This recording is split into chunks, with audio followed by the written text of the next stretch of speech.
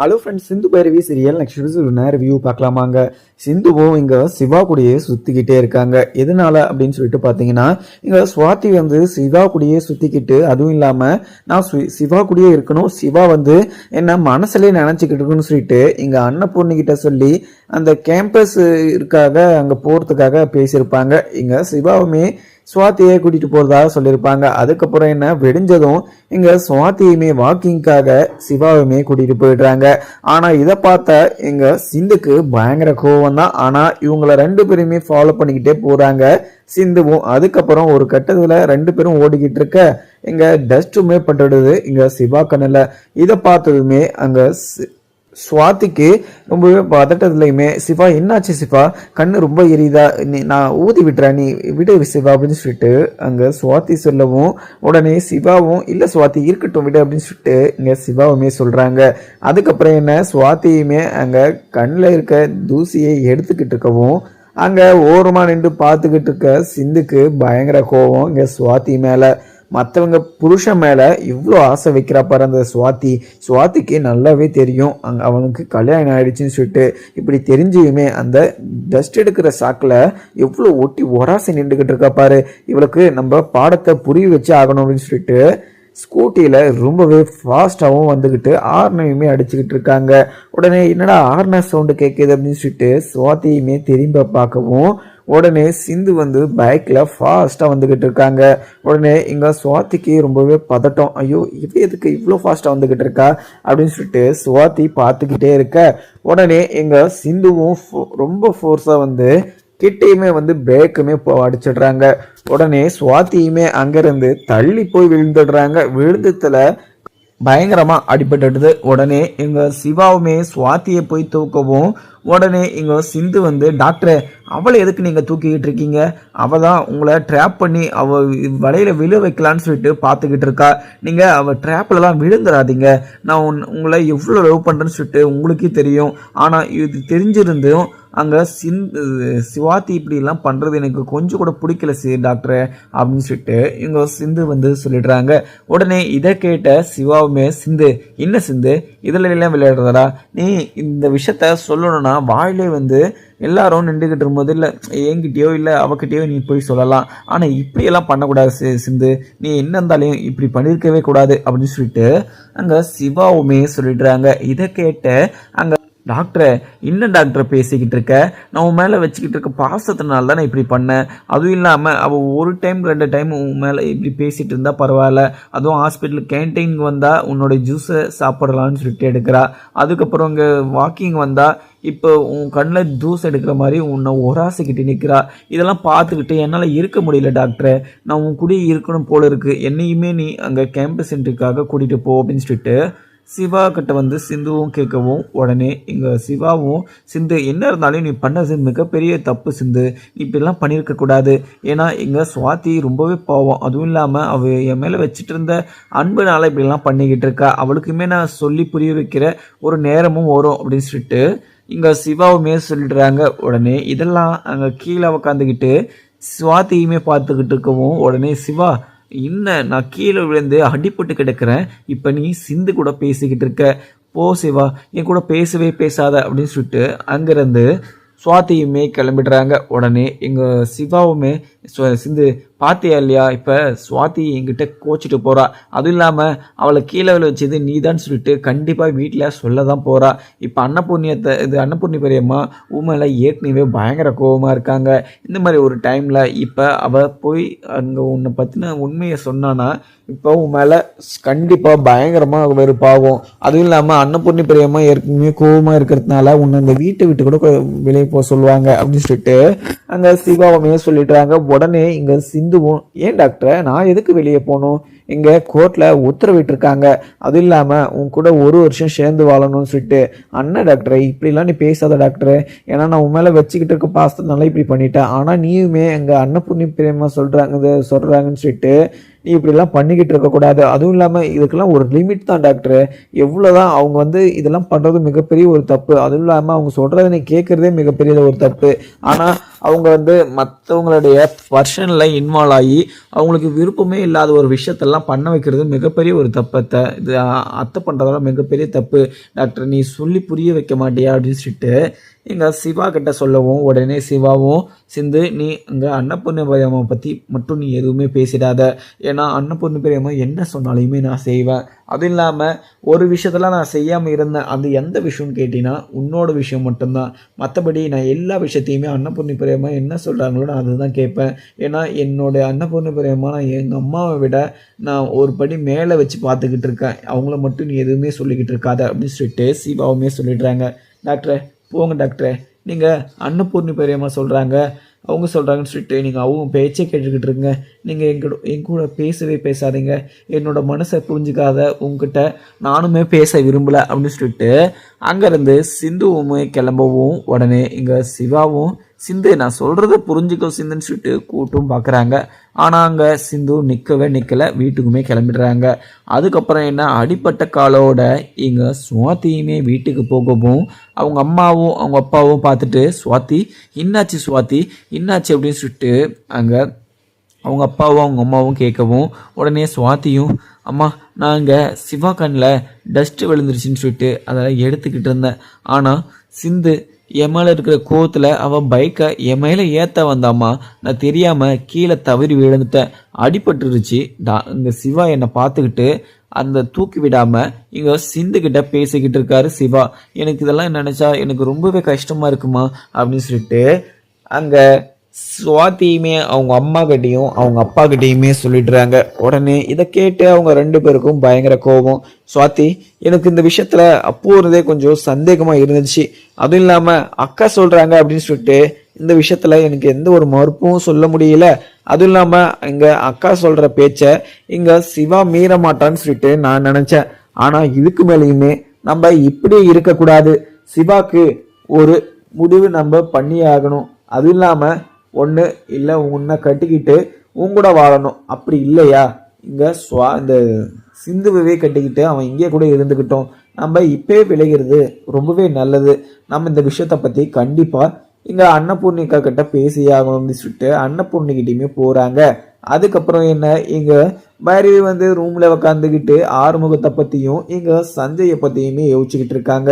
என்னதான் இருந்தாலையும் இங்க ஆறுமுகம் கூட சேர்ந்து என்னால வாழ முடியாது, இந்த வீட்டை விட்டு நான் கிளம்பதான் போறேன், ஏன்னா இந்த வீட்டுல இருக்கிறது நான் சகிச்சுக்கிட்டு தான் இருக்கு அப்படின்னு சொல்லிட்டு பைரவி சொல்லிட்டு இருந்தாலையும், ஆனா இங்க ஆறுமுகத்துக்கிட்ட அந்த தாழையை கழட்டி வீசினது கொஞ்சம் மனசு கஷ்டமா தான் இருக்கு பைரவிக்கு. ஆனா இந்த விஷயத்துல ஏதோ ஒண்ணு நடந்திருக்கு, அந்த விஷயம் வந்து நம்மளுக்கு தெரியல அப்படின்ற மாதிரியுமே ஒரு டவுட்டுமே வருது. உக்காந்துக்கிட்டு தன்னைத்தானே பேசிக்கிட்டு இருக்காங்க. அதுவும் இல்லாம இந்த தப்பு எதால நடந்துச்சு எனக்கு ஒன்றும் புரியல.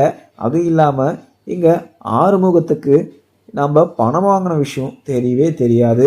அதுவும் இல்லாம முன்னாடி ஆறுமுகம் கஷ்டப்பட்டுட்டு இருந்தாரு.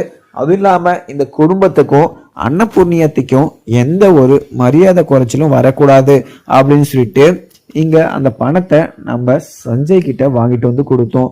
ஆனா நான் சஞ்சய் கிட்ட வாங்கின பணம் வந்து சஞ்சய்க்கும் எனக்கும் மட்டும்தான் தெரியும்.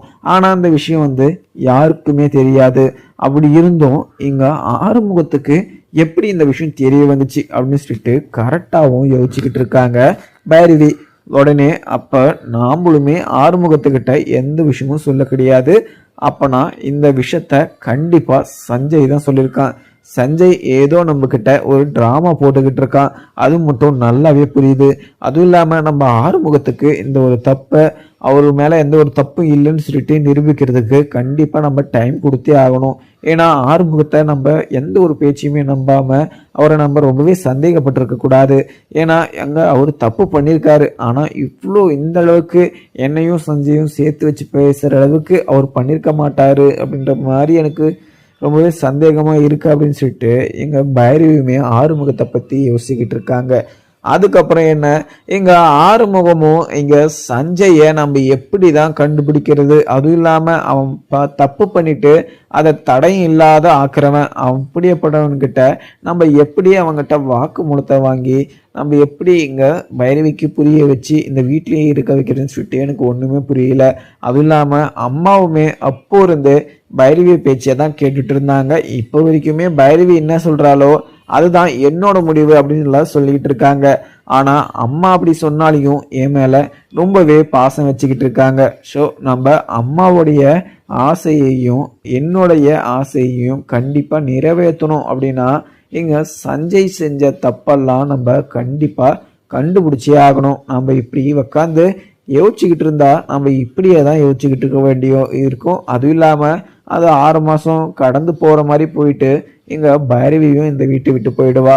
நம்ம சீக்கிரமா கூடிய சீக்கிரம் நம்ம கண்டிப்பா சஞ்சய் என்னென்ன திருத்தம் பண்ணியிருக்கானோ அதை மொத்தத்தையுமே நம்ம கண்டுபிடிச்சே ஆகணும் அப்படின்னு சொல்லிட்டு இங்க ஆறுமுகமே ஒரு பிளான் போட்டுக்கிட்டு இருக்காங்க. அதுக்கப்புறம் என்ன, இங்க அன்னபூர்ணியுமே ஆள்ல உக்காந்துக்கிட்டு இருக்க உடனே இங்க அவங்களுடைய அப்பா அம்மாவுமே அங்க போறாங்க. போனதுமே இங்க சுவாதி ரொம்பவே முடியாம காலை சினிங்கி நடந்துக்கிட்டுமே போகவும் உடனே அங்க அன்னபூர்ணி பார்த்துட்டு, சுவாதி என்னாச்சு சுவாதி, இன்னும் நடக்க முடியாத மாதிரி வந்துகிட்டு இருக்க அப்படின்னு சொல்லிட்டு எங்க சுவாதி கிட்ட அன்னபூர்ணியுமே கேட்கவும், அதுக்கப்புறம் எங்க சுவாதியவங்க அம்மாவுமே, அக்கா நான் சொல்றேங்கக்கா, இதுக்கு காரணமே இங்க சிந்து மட்டும் தான்க்கா. இங்க 2 பேரும் காத்தால சிவாவும் எங்க சுவாதியும் 2 பேரும் வாக்கிங் போனாங்க. அவங்க போயிட்டு இருக்கும்போது இங்க சிந்து எப்படி பார்த்தான்னு சொல்லிட்டான்னு தெரியல. ஆனா ஏதோ டஸ்ட் விழுந்துருச்சுன்னு சொல்லிட்டு சிவா கண்ணில் டஸ்ட் எடுத்துட்டு இருந்திருக்கா. ஆனா சிந்து இவளை கொல்ல பார்த்துருக்கா, இவன் மேல பைக்கை ஏத்த பார்த்துருக்கா. அதை தப்பிக்கிறதுக்காக இவ வழுகி கீழேயுமே விழுந்துட்டு இருக்கா.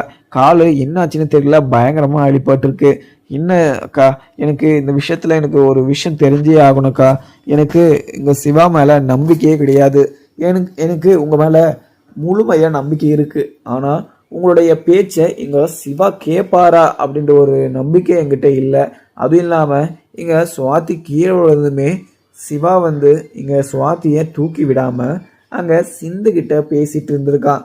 ஆனா என் பொண்ணை தானே தூக்கி விட்டுருக்கணும், என் பொண்ணை தானே அவன் தூக்கி விட்டு ஹாஸ்பிட்டலுக்கு கூட்டிட்டு போயிருக்கணும். அவன் எதுவுமே பண்ணாம எங்க சிந்து கிட்ட நின்றுகிட்டு சிரிச்சு சிரிச்சு பேசிக்கிட்டு இருக்கானா. இதை பார்க்குற போது என் பொண்ணுக்கு எவ்வளோ பெரிய கஷ்டமா இருக்கும். முதல்ல நீங்கள் எங்கிட்ட சிவாவை சுவாதிக்கு கல்யாணம் பண்ணி வைக்கலான்னு சொல்லிட்டு முடிவெடுத்துருக்குன்னு சொல்லிட்டு சொன்னீங்க. அதை கேட்ட உடனே எங்களுக்குமே ரொம்பவே சந்தோஷமாகவும் இருந்துச்சு. அதுக்கப்புறம் நிச்சயதார்த்தமும் நடந்துச்சு நல்லபடியா. ஆனால் அதுக்கப்புறம் அவங்க சிவாவுமே எனக்கு இந்த நிச்சயதார்த்தத்தில் கொஞ்சோட விருப்பமே சொன்னார். அதை கேட்டுமே எங்களுக்கு எல்லாருக்குமே ரொம்பவே கஷ்டமாகவும் இருந்துச்சு. ஏன்னா எங்கள் நிச்சயதார்த்தம் முடிஞ்சு இந்த கல்யாணம் நின்றுச்சுன்னா எங்களால் அந்த அசிங்கத்தையும் அந்த அவமானத்தையுமே தாங்கிக்க முடியாது. ஏன்னா எங்களுக்கு வசதி இருக்கலாம், ஆனால் இப்படி ஒரு கஷ்டம் வந்துச்சுன்னா எங்களால் தாங்கிக்கவே முடியாது அப்படின்னு சொல்லிட்டு அங்கே சுவாதி அவங்க அம்மாவுமே சொல்லிடுறாங்க. உடனே இங்கே அன்னபூர்ணியும், இது தங்கச்சி என்ன சொல்கிற, எனக்கு என்னமே புரியல. அதுவும் இல்லாமல் இவ கீழே விழுந்ததுக்கு இங்கே சிந்து தான் காரணமா? எனக்கு இதை கேட்டாவே சிந்து மேலே பயங்கர கோபமாக தான் இருக்குது. சிந்து ஏன் இப்படியெல்லாம் பண்ணிக்கிட்டு இருக்கான்னு சொல்லிட்டு எனக்கு தெரியல. ஏன்னா இங்கே சிவாவை கல்யாணம் பண்ணிக்கிறதுக்காக அவ்வளோ பெரிய பொய்யை சொல்லி இங்கே சிவாவை கல்யாணம் பண்ணிக்கினவ இப்போ சுவாதி சிவா கூட போகிறத பார்த்து ஏதோ கோவத்தில் அவள் பண்ணியிருக்கா. ஆனால் அவளை இத்தனை நாளாக இந்த வீட்டுக்குள்ளே விட்டு வச்சதே தப்பு. அதுவும் இல்லாமல் அவள் போனா போது இந்த வீட்டுக்குள்ளே இருக்கட்டும்னு சொல்லிட்டு விட்டா அவள் இப்படியெல்லாம் பண்ணிக்கிட்டு இருக்கா. இதுக்கு மேலே அவளுக்கெல்லாம் மன்னிப்பே கிடையாது. அதுவும் இல்லாமல் இந்த வீட்டை விட்டு அவள் போயே ஆகணும் அப்படின்னு சொல்லிட்டு இங்கே அன்னபூர்ணியுமே சொல்லிடவும் இங்கே உடனே அவங்களுடைய சுவாத்தியவங்க அப்பாவும் அம்மாவும், அக்கா நீங்கள் அவளை இந்த வீட்டை விட்டு ஏன்னா துரத்துங்க, ஆனால் எனக்கு என்னோட பொண்ணுக்கு ஒரு முடிவு வேணுங்க்கா. ஏன்னா இங்கே சிவாவுமே சுவாதி மேலே கொஞ்சம் கூட பாசம் இருக்கிற மாதிரியே எனக்கு தெரியல. அதுவும் இல்லாமல் சிவா எங்கள் சுவாத்தியே கட்டிக்கிறதில்ல, மனப்பூர்வ சம்மதம்னு சொல்லிட்டு எங்கள் எல்லார் முன்னாடியும் சொல்லணும். அதுவும் இல்லாமல் அவர் இங்கே உங்களுடைய வாக்கு இல்லை உங்களுடைய பேச்சை அவர் நம்புகிறாருன்னா எங்கள் முன்னாடி அவர் இப்படி ஒரு வார்த்தையை சொல்லணும். அப்போ கொஞ்சம் ஆறுதலாகவும் இருக்கும். என்னதான் இருந்தாலையும் நாங்கள் ஒரு பொம்பளை பிள்ளையை பெற்றிருக்கோம். ஏன்னா அவளை அசிங்கப்படுத்திட்டு மறுபடியும் ஒரு கல்யாணம் பண்ணி வைக்கிற அளவுக்கு எங்களுக்கு தெம்பு கிடையாது. மனமேட வரையும் போய் இந்த கல்யாணம் நடக்காமல் போனால் இங்கே பொண்ணுக்கும் சரி இல்லை அவங்க அப்பா அம்மாவுக்கும் சரி இவ்வளோ பெரிய கஷ்டமாக இருக்குன்னு சொல்லிட்டு உங்களுக்கே நல்லாவே தெரியும். ஆனால் இப்படி இருக்க டைமில் எனக்கு எப்படி கேட்குறதுன்னு சொல்லிட்டு தெரியாமல் தான் நான் கேட்டுட்டேன். அதுவும் இல்லாமல் நான் தப்பாக கேட்டுட்டு இருந்தா என்னை மன்னிச்சிக்கோங்கக்கா அப்படின்னு சொல்லிட்டு அன்னபூர்ணிக்கிட்ட சொல்லிட்டுறாவும் உடனே அன்னபூர்ணியும் தங்கச்சி அதெல்லாம் ஒரு பிரச்சனையும் இல்லை. ஏன்னா இந்த சிவாவுமே இங்கே 2 விதமாக வேற இருக்கான். என்னோட பேச்சையுமே இப்போ கொஞ்சம் சிந்துடைய விஷயத்தில் மட்டும் அவன் கேட்கறது கிடையாது. அதனால் இங்கே கண்டிப்பாக ஷியோராக சுவாதியை கல்யாணம் பண்ணிக்கிறதுக்கான உறுதி உங்ககிட்ட கொடுக்கணும். அதை நீங்கள் 2 கண்ணால் பார்க்கணும்னு சொல்லிட்டு நினைக்கிறீங்க. நான் கண்டிப்பாக அதை பண்ணுறேன். ஏன்னா இங்கே சுவாதியை கல்யாணம் பண்ணிக்கிறது இது முடிவு ஆயிடுச்சு. அதுவும் இல்லாமல் சிவா கிட்ட இந்த முடிவு கேட்காம இந்த ஒரு விஷயத்த நான் முடிவு எடுத்திருக்கேன்னா சிவாவோட லைஃப் நல்லா இருக்கட்டும் அப்படின்னு சொல்லிட்டு தான் நான் எடுத்திருக்கேன். அதுவும் இல்லாமல் சிவா இதில் கொஞ்சம் கூட உடன்பாடு இல்லாமல் இருக்கான்னு சொல்லிட்டு எனக்கு ரொம்பவே கஷ்டமாகவும் இருக்குது. அதுவும் இல்லாமல் எனக்குமே அங்கே சிவா என்ன சொல்லலான்னு சொல்லிட்டு சந்தேகமாக தான் இருக்குது. ஏன்னா அந்த சிந்து அவனை ஏதோ ஒன்று பண்ணிட்டா. அவளுடைய நினைப்பாவே இருக்கணும்னு சொல்லிட்டு இங்கே சிவாவை மனசை மாற்றிட்டா. இந்த ஒரு விஷயத்த நான் அவங்ககிட்ட எப்படி தான் கேட்பனோ, அவங்ககிட்ட இந்த மாதிரி ஒரு விஷயத்த கேட்டால் அவன் கத்திக்கிட்டு இருப்பான். அவனை நான் எப்படி கேட்பேன் அப்படின்னு சொல்லிட்டு அன்னபூர்ணி சொல்லவும், அக்கா இல்லைக்கா எங்களுக்கு ரொம்பவே பயமாக இருக்குக்கா. இல்லைனா இந்த விஷயத்த நான் உங்ககிட்ட கேட்டிருப்பேனா என்ன? ஏன்னா நீங்கள் சொன்னீங்க அப்படின்றதுனால தான் நிச்சயதார்த்தமே வந்துச்சு. அதுக்கப்புறம் இப்போ தான் எங்களுக்கு இங்கே சிவா மேலே கொஞ்சம் சந்தேகமாக இருக்குது அப்படின்ற ஒரு ஆப்ஷனே வந்துச்சு. அதுவும் இல்லாமல் இப்போ கூட இப்படி ஒரு இஷ்யூஸ் வந்திருக்காது. ஆனால் முன்னாடியே இங்கே சுவாதி கிட்ட மீட் பண்ணி இந்த நிச்சயதார்த்தத்தில் எனக்கு கொஞ்சம் கூட விருப்பம் கிடையாது. அதுவும் இல்லாமல் எனக்கும் அங்கே சுவாதிக்கும் பண்ண நிச்சயதார்த்தம் எதுக்காக என்னை கேட்காம பண்ணீங்கன்னு சொல்லிட்டு அங்கே சிவாவுமே ரொம்பவே கோவமாகவுமே பேசினார். அந்த ஒரு விஷயத்தெல்லாம் யோசிச்சு தான் நான் இப்படி ஒரு முடிவுக்கு வந்தேன். அதுவும் இல்லாமல் எங்கள் முன்னாடி எங்கள் சுவாதியை கல்யாணம் பண்ணிக்கிறதுக்காக அவனுக்கு மனப்பூர்வ சம்மந்தமாக இருந்தால் எனக்கு ரொம்பவே சந்தோஷம்தான். ஏன்னா அவனை நான் எதுவுமே தப்பாக சொல்லலை. ஏன்னா அவனுமே ஒரு நல்ல வேலைக்கு போயிருக்கான், அவனும் படிச்சிருக்கான், எங்கள் சுவாதியுமே நல்லா படிச்சிருக்கா. எங்கள் சிவாவை கல்யாணம் பண்ணிக்கிட்டா ரொம்பவே 2 பேரும் சேர்ந்து சந்தோஷமாகவும் இருப்பாங்க அப்படின்னு சொல்லிட்டு அவங்க அம்மாவுமே சொல்லிட்டுறாங்க. உடனே அன்னபூர்ணியும், தங்கச்சி நீங்கள் கேட்ட மாதிரியே கண்டிப்பாக நான் இங்கே சிவா கிட்ட இந்த ஒரு விஷயத்த நான் கேட்குறேன். அதுவும் இல்லாமல் சிவா கண்டிப்பாக இங்கே சுவாதியை தான் கல்யாணம் பண்ணிப்பான். அதுவும் இல்லாமல் நான் சொல்கிற பேச்சை தான் அவன் கண்டிப்பாக கேட்பான். எனக்கு அவன் மேலே ரொம்பவே நம்பிக்கை இருக்குது. ஏன்னா எனக்கு என் மேலே நம்பிக்கை இல்லைனா கூட பரவாயில்ல, ஆனால் சிவாவை நான் முழுசாக நம்புகிறேன் அப்படின்னு சொல்லிட்டு அன்னபூர்ணியுமே சொல்லிடுறாங்க. அக்கா எனக்கு ரொம்ப சந்தோஷங்க்கா. அக்கா இங்கே சுவாதியை கல்யாணம் பண்ணிக்கலன்னு சொன்னாலையும் நீங்கள் எப்படியாவது கம்பல் பண்ணி இங்கே சுவாதியை கல்யாணம் பண்ணி வச்சிருங்க. இங்கே சுவாதி சிவா மேலே உயிரை வச்சுக்கிட்டு இருக்கா. அதுவும் இல்லாமல் சிவா இல்லைன்னு சொல்லிட்டு ஆயிடுச்சுன்னா இங்கே அந்த ஒரு வலியையும் அந்த ஒரு கஷ்டத்தையும் இங்கே என்னுடைய பொண்ணு தாங்கக்கூடிய சக்தி கிடையாதுக்கா. நீங்கள் எப்படியாவது பேசி சிவாவை என்னுடைய பொண்ணை கல்யாணம் பண்ணிக்க சொல்லுங்கக்கா அப்படின்னு சொல்லிட்டு அங்கே சுவாதி அவங்க அம்மாவும் சொல்லிடுறாங்க. உடனே நீங்கள் எதுக்குமே கவலைப்படாதீங்க, எதுக்காக நீங்கள் பயந்துக்கிட்டு இருக்கீங்க? நான் அப்போவே சொல்லிட்டேன் இங்கே சிவா கிட்ட, சிவா என்னோட பேச்சை மீறி எந்த ஒரு விஷயமும் செய்ய மாட்டான். அதுவும் இல்லாமல் இங்கே சிந்து மேலே அவனுக்கு எவ்வளோ பெரிய பாசமே இருந்தாலையும் அங்கே சிந்துவை இந்த வீட்டுக்குள்ளே வரக்கூடாது, இந்த வீட்டை விட்டு அவளை ஒத்தி வச்சுமே என்னுடைய பேச்சை மீறாமல் அவன் இன்னைக்கு வரைக்குமே கேட்டுக்கிட்டு இருக்கானா. அப்போ அவன் என்னுடைய பேச்சை எப்படி நம்புவான்னு மட்டும் நீங்கள் நினச்சி பார்த்துக்கோங்க. அதுவும் இல்லாமல் அப்போ இருந்து இப்போ வரைக்கும் நான் சொன்ன ஒரு விஷயத்த கூட இங்கே சிவா பண்ணாமல் இருந்ததே கிடையாது. அப்படி இருக்கிறப்ப இங்கே சுவாதியை கல்யாணம் பண்ணிக்க சொன்னால் அவன் கண்டிப்பாக கண் மூடிட்டு இங்கே சுவாதி கழுத்தில் தாடி கட்டுவான். அதுவும் இல்லாமல் இங்கே சிவா அங்கே சிந்து கழுத்தில் தாடி கட்டுறதுக்கு நானுமே ஒரு காரணமாயிட்டேன். ஏன்னா சிந்து சொன்ன பொய்யை நம்பி அங்கே சிவாவை அங்கே சிந்து கழுத்தில் தாலி கட்ட சொன்னதே நான் தான்.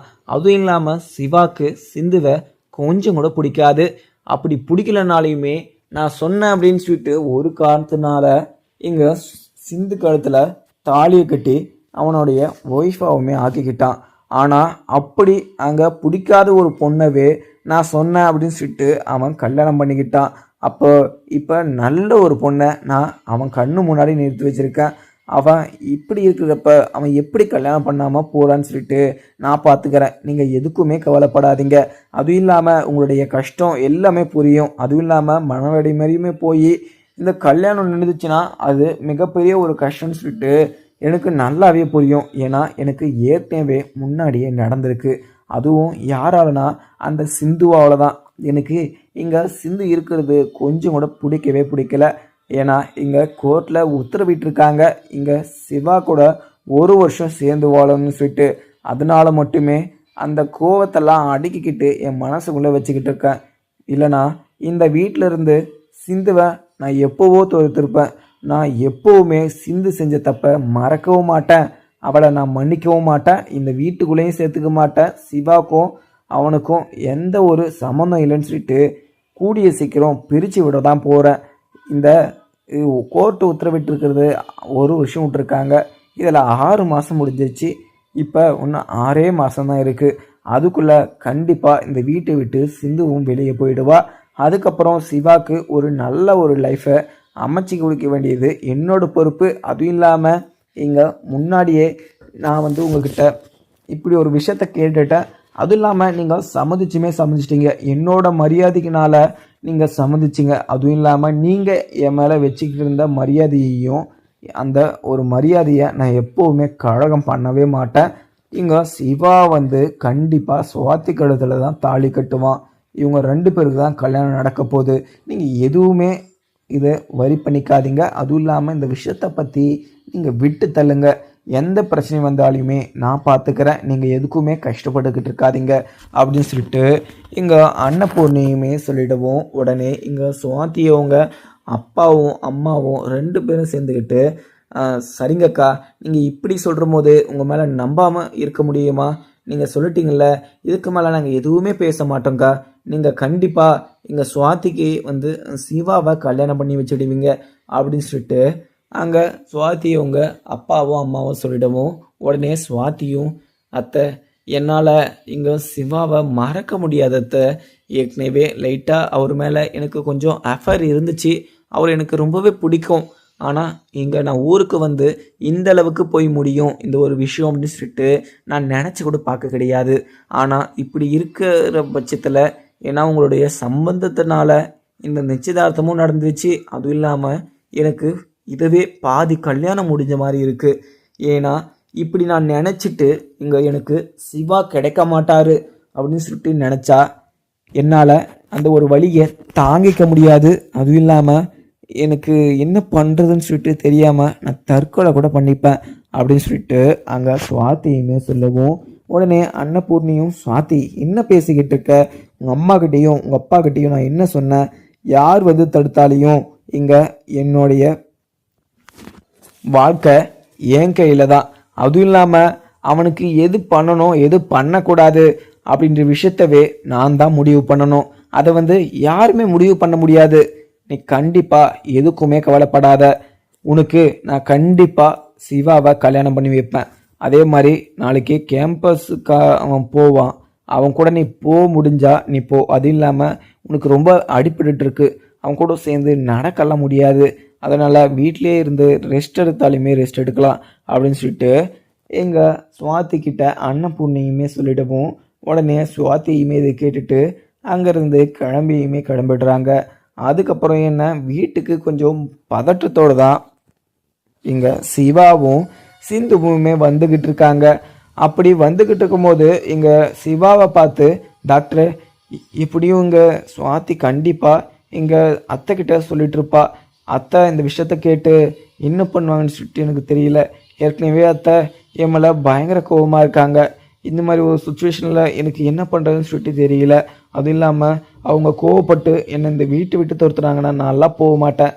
அதுவும் இல்லாமல் கோர்ட்லேயே உத்தரவிட்டிருந்தாலையும் இந்த வீட்டுக்குள்ளே நான் இருக்கேனா அது உன்னோட ஒய்ஃபாக மட்டும் தான் நீ இருப்பேன் அப்படின்னு சொல்லிட்டு அங்கே சிந்துவுமே சொல்லிடுவோம். உடனே சிவாவுமே, சிந்து நீ எதுக்கு கவலைப்பட்டுக்கிட்டு இருக்க, அது எதுவுமே நடக்காது. அதுவும் இல்லாமல் நீ பண்ண தப்பு எதுனா அது சுவாதி மேலே வண்டி ஏற்றுற மாதிரி நீ வந்திருக்கக்கூடாது. இப்போ சுவாதி கீழே விழுந்து அவளுக்கு அடி வேறுபட்டுருச்சு. இங்கே சுவாதி போய் அங்கே அம்மாக்கிட்டேயும் சித்திக்கிட்டேயும் என்ன சொல்லி வச்சுருப்பாங்கன்னு சொல்லிட்டு எனக்கு ஒன்றுமே புரியல. கண்டிப்பாக இன்றைக்கி எனக்கு ஒரு ரைடு மட்டும் இருக்குது. ஏன்னா அவங்க கூப்பிட்டு என்னை கண்டிப்பாக விசாரிப்பாங்க. அதுவும் இல்லாமல் சுவாதி என்னென்ன சொன்னான்னு சொல்லிட்டு வேறு தெரியல. ஏன்னா நம்ம 2 பேரும் பேசிக்கிட்டு இருக்கிறத பார்த்து சுவாதி பயங்கர கோபமாகவும் போனான். சுவாதி என்ன தான் பண்ணி வைக்கிறாளோ அப்படின்னு சொல்லிட்டு எங்கள் சிவாவுமே சொல்லிடுறாங்க. உடனே எங்கள் சிந்துவும், டாக்டரு நீ எதுக்குமே கவலைப்படாத டாக்டரு, கட்டின பொண்டாட்டி அங்கே வீட்டில் இருக்கும்போது ஒரு பொண்ணுக்கு நிச்சயதார்த்தம் பண்ணுறது அதுவே மிகப்பெரிய ஒரு தப்பு. அதுக்கப்புறமும் இவங்க எதுவுமே புரிஞ்சிக்காம இப்படியெல்லாம் பேசுகிறத பார்க்குற போது எனக்கு ரொம்பவே கஷ்டமாகவும் தான் இருக்குது அப்படின்னு சொல்லிட்டு அங்கே சிவாவுமே சொல்லிக்கிட்டு இருக்கவும், அதுக்கப்புறம் என்ன நடக்குதுன்னு பார்க்கலாமாங்க. வீடியோ பிடிச்சி லைக் பண்ணுங்கள். Thank you friends.